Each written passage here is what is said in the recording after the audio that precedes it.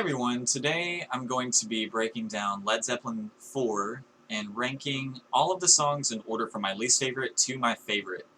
Now, this was a really difficult record to rank because I don't consider any song on the record to be less than amazing, and another thing is there are only 8 songs, so it's pretty short, and it's really like splitting hairs because you don't have a lot to choose from, but then you also think every song is spectacular. So you really could move anything around on this list.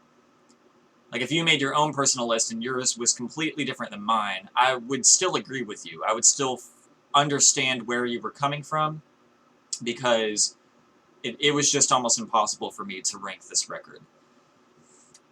Led Zeppelin IV is widely regarded as the best Led Zeppelin record of their catalog. I understand why people place it there.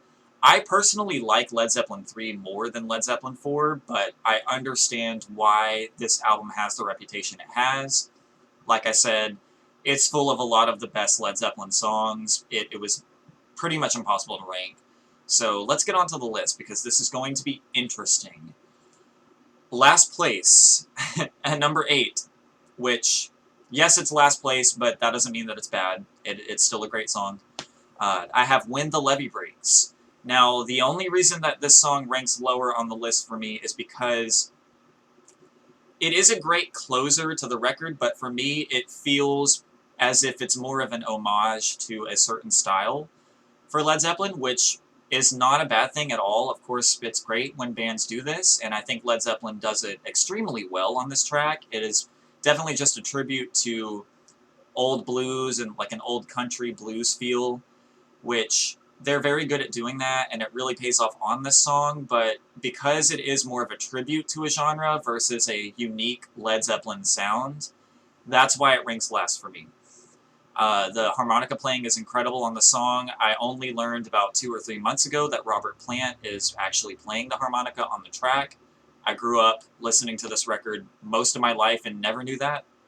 And I even have, or did have, recently a coworker who is quite a bit older than me and was, I guess, not really around at the time this record came out. I mean, he was probably a kid or a teenager when it came out, but he still didn't know either that Robert Plant was playing the harmonica. So I don't know how well known that is. I guess it probably is well known among hardcore Led Zeppelin fans and listeners, which I always thought I was, but apparently not because I didn't know that. But anyway, that earns the song some points on its own because Robert Plant is an incredible blues singer, and most people are familiar with how great of a blues singer he is, but it translates very well into his harmonica playing as well, which I had no clue. So that's incredible.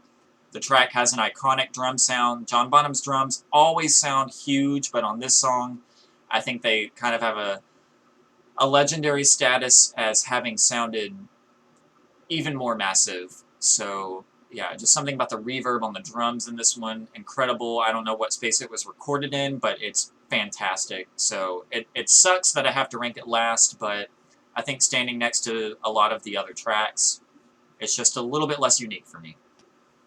Coming in at number 7, I have Rock and Roll, which for me is a little bit more of a straightforward Led Zeppelin rock song. That's why it's a little bit lower for me. And although I do love the sound of it, I think that in comparison to the rest of the record, it is just a little more straightforward for Led Zeppelin. It's, just a rock and roll song, like the title. And I will say in its defense that being called rock and roll and sounding just like old rock and roll, I think it maybe does stand out a little bit more for Led Zeppelin in their whole catalog, just because they don't do a lot that just sounds like straight up rock and roll, like the title says.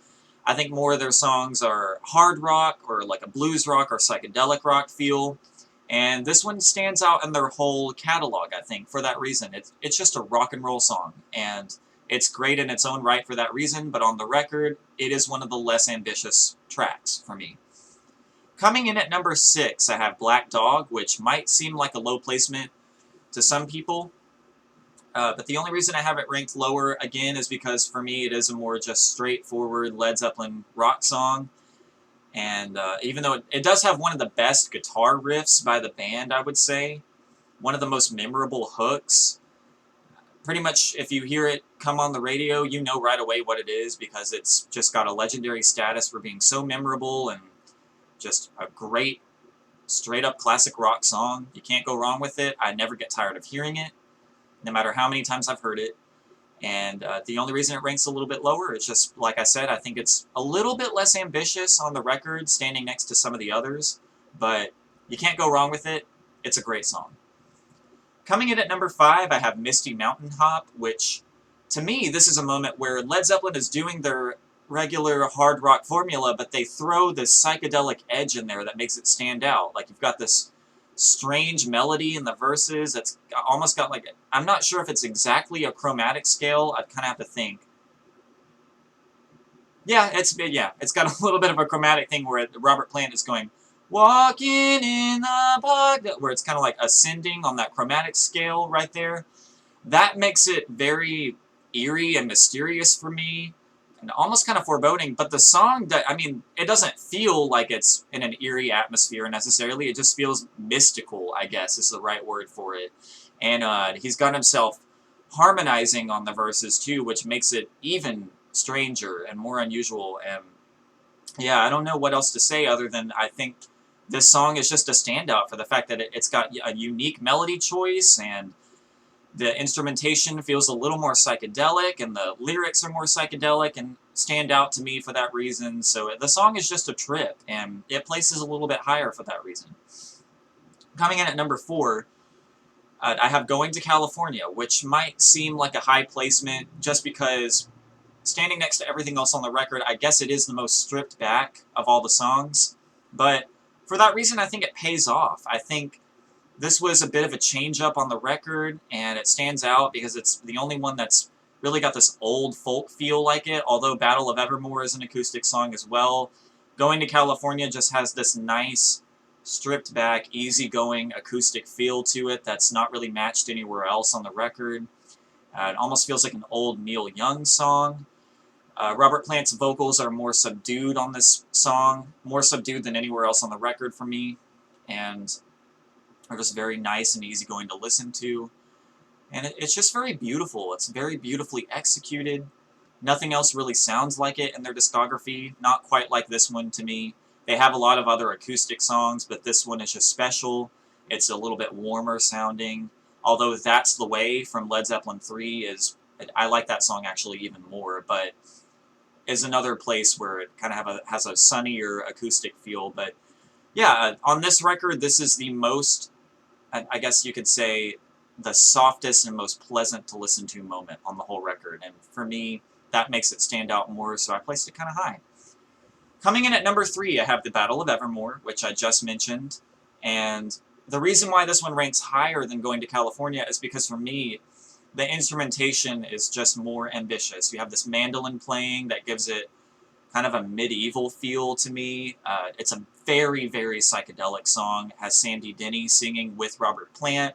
Their voices meld together very well, and gives the song a whole different level of personality compared to some of the others. And the lyrics pull a lot from Lord of the Rings novels, which Robert Plant has done in songs prior to this record, like in Ramble On from Led Zeppelin II. And I really like that. It gives it some very mysterious and weird imagery.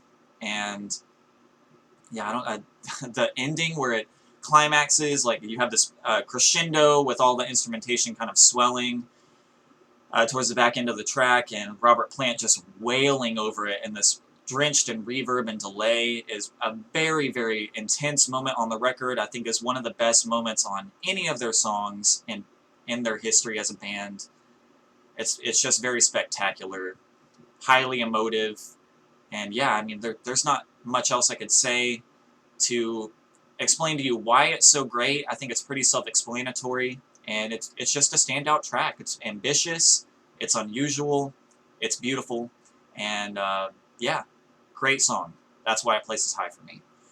Coming in second, I have Four Sticks, which I think for most people might be a very high placement compared to their list, but I place it high because I love the weird rhythm at the beginning, and it's got kind of a weird time signature going on. I'm not sure what it is, and I'm not going to like stop to figure it out real quick, but it's got the down, down, down, down, down, down, down, down. Like, I just love that very strange rhythm choice and time signature choice, and it pays off really well. It makes the song stand out a lot. There's some very strange and eerie keyboard passages that come in towards the back end of the track, and the wailing that Robert Plant does on the outro, that's very bluesy, and just nothing about the song was ever really done before or after in their career. It sounds totally unique. It's its own thing.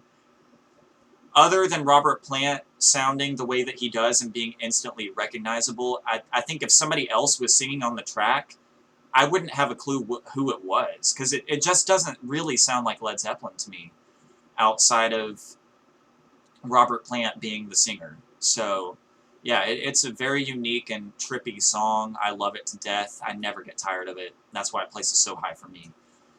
Now, coming in at number 1 to finish off the list, and you already know what's left if you know this album, and I think it's a pretty obvious pick for first place, so maybe I feel a little self-conscious about putting it there, but because it is a little predictable.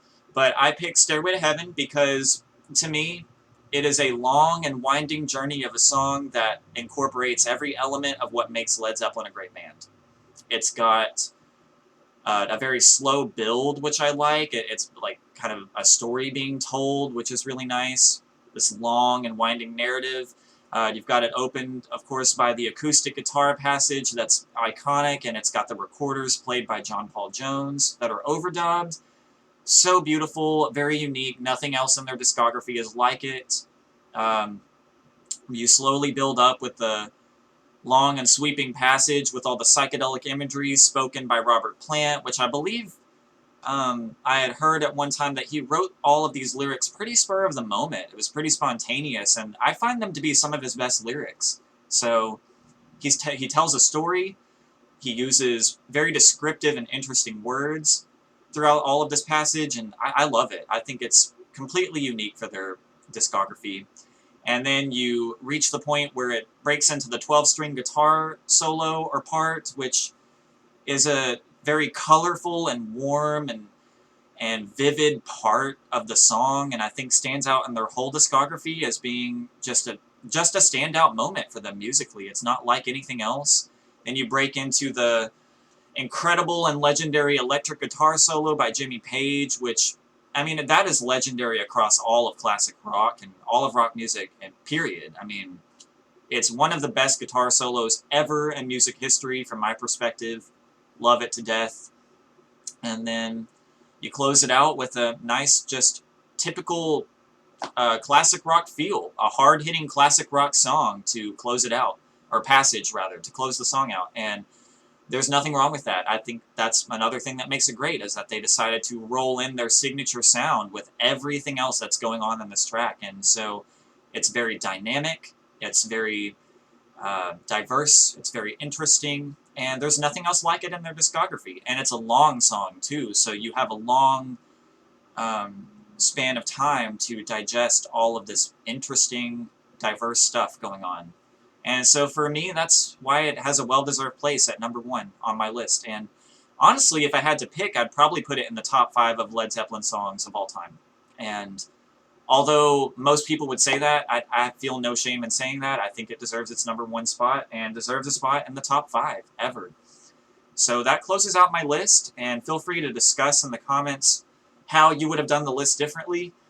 Like I said, I'd probably agree with any of your picks, and there are a lot of things in all the songs that I'm probably not hearing that you are, and I'd be interested to hear what you're hearing differently, or things that I'm not picking up on that are important to the song, because music is subjective and we all hear it differently, and I find that really interesting. So yeah, feel free to discuss it. I'd love to hear what everyone else has to say, and I'll definitely be doing more Led Zeppelin records in the future. They're very challenging to do because I usually like every song on a Led Zeppelin record, so yeah, I mean, I like to pick records that are hard to do because yeah, I mean, it's more of a challenge, and makes it more of a toss-up what you're going to pick. So anyway, thanks for listening. That's the end of my video today.